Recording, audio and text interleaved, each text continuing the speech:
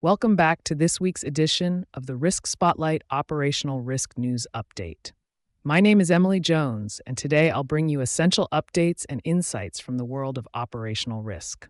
All information is sourced from the RiskSpotlight Portal, the premier forward-looking service for operational risk content. Let's get started. This week, cybersecurity once again takes center stage. Regulatory bodies across the globe remain focused on strengthening cyber defenses within the financial sector. In the United States, 2024 saw agencies like the SEC, FTC, CFPB, and even state regulators like the NYDFS implementing significant changes. The SEC's amendments to Regulation SP mandate the creation of robust incident response programs, including a 30-day notification window for impacted individuals and 72-hour reporting requirements for service providers following a breach. Civil penalties for misstatements in cybersecurity disclosures reached up to $4 million, underscoring the SEC's stringent approach to cyber disclosure rules. As we move into 2025, proposed rules under Regulation SCI and expanded cybersecurity requirements signal that the SEC will remain a pivotal player in cyber regulation. The FTC's Safeguards Rule also came into effect in 2024, requiring non-banking institutions to report breaches impacting 500 or more customers within 30 days. With customer information now encompassing a broader range of data, organizations are under pressure to implement more robust protective measures. The rule further emphasizes how federal regulators are aligning their cyber mandates, increasing compliance expectations across the board.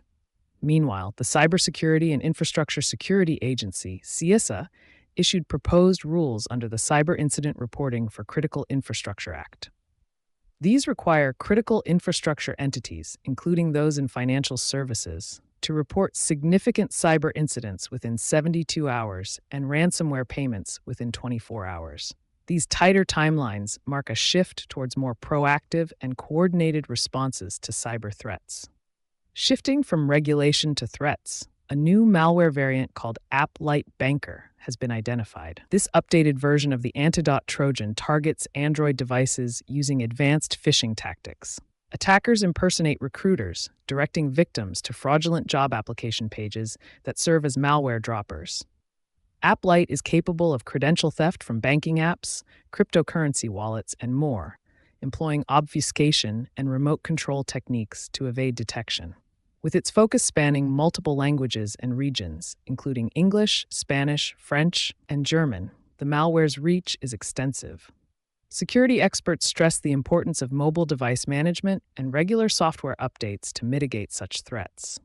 Talking about malware, open-source malware has surged by 200% since 2023, with over 778,500 malicious packages identified, according to Sonatype's 2024 report. This rise is attributed to low entry barriers and the popularity of platforms like NPM and PyPI, which are frequently targeted by attackers. Malicious actors exploit popular packages, often mimicking legitimate ones or hijacking maintainer accounts to spread malware. Potentially unwanted applications, PUAs, constitute the majority of this malware, with a significant increase in shadow downloads bypassing security measures. Experts emphasize the need for organizations to proactively address open-source malware to safeguard their development pipelines. Next, a series of sophisticated phishing campaigns targeting payroll systems and browser isolation mechanisms have been uncovered. Threat actors are using malicious Google Ads and QR code-based attacks to compromise payroll portals and bypass browser security. These campaigns highlight the evolving tactics of cybercriminals and the critical need for organizations to adopt advanced security measures, including robust employee training and vigilant monitoring. On another note, quantum computing is emerging as both an opportunity and a risk for the financial services industry. Leading institutions like HSBC and the Banque de France are exploring the potential of quantum technologies to revolutionize areas like fraud detection, portfolio optimization, and risk modeling. However, the disruptive power of quantum computing also poses significant risks to existing cryptographic systems. Initiatives such as post-quantum cryptography trials and collaborations like those between the Monetary Authority of Singapore and global banks aim to safeguard against future threats. The urgency to prepare for a quantum-safe environment is evident as institutions strive to balance innovation with risk mitigation. In consumer protection, the CFPB's proposed amendments to Regulation 5 signal a significant shift in how sensitive consumer data is regulated. These changes expand the definition of consumer reports to include previously excluded information, like personal identifiers collected by data brokers. By tightening the rules, the CFPB aims to reduce data misuse and enhance transparency, though it faces opposition from industry groups. The coming months will determine how these proposals shape the landscape of consumer data privacy and compliance. And now, let's talk about why employers are treading cautiously with AI in hiring processes, especially amid growing concerns about potential discrimination. AI offers significant opportunities for workplace efficiency, but comes with risks like data privacy issues, intellectual property concerns, and ethical dilemmas. Proactive policies are essential, addressing acceptable uses, data verification, and human oversight while promoting diversity and compliance with equal opportunity laws. Global concerns over AI bias in recruitment are highlighted in reports from Australia, the EU, and beyond, revealing discrimination against underrepresented groups such as women, older adults, and culturally diverse individuals.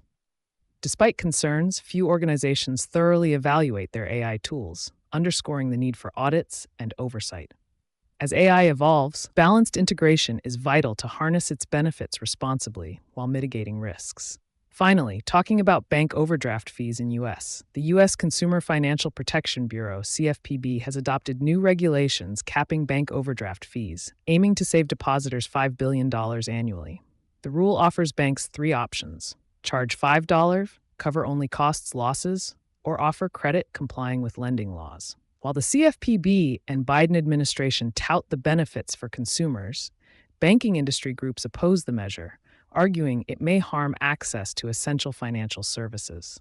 The rule applies to banks with over $10 billion in assets and is part of a series of regulatory actions by the CFPB in the lead-up to a potential change in administration. Now let's turn to key operational risk loss events reported last week. The first update is about Morgan Stanley Smith Barney, MSSB, agreeing to pay a $15 million fine to settle SEC charges related to supervisory failures that allowed financial advisors to steal millions from client accounts through unauthorized transfers from May 2015 to July 2022. The SEC found that MSSB lacked adequate policies to prevent such disbursements, leading to hundreds of unauthorized transfers. As part of the settlement, MSSB must retain a compliance consultant and has already compensated affected clients. This fine follows a previous $1.6 million penalty from FINRA earlier in the year for other compliance failures. The next update is about Klarna. It has been fined $50 million by Sweden's Financial Supervisory Authority for failing to comply with anti-money laundering (AML) regulations during an investigation covering April 2021 to March 2022. The authority found deficiencies in Klarna's risk assessment and due diligence procedures, although it noted that these issues did not warrant a warning or withdrawal of authorization. A Klarna spokesperson emphasized that the review was routine and highlighted that other major banks have faced similar reprimands. As Klarna prepares for its anticipated initial public offering in 2025, enhancing AML protections will be increasingly critical for financial institutions. The next update is about tax evasion in crypto industry. The Indian government has uncovered late 124.14 crore in goods and services tax (GST) evasion by 17 cryptocurrency exchanges, including Nest Services Limited, WazirX, CoinDCX, and CoinSwitch Kuber. This investigation is part of a broader crackdown on tax evasion in the crypto sector, with Wira's 122.29 crore already recovered. The authorities are also scrutinizing individual investors, having detected 1.76 crore in evasion from 4 investors.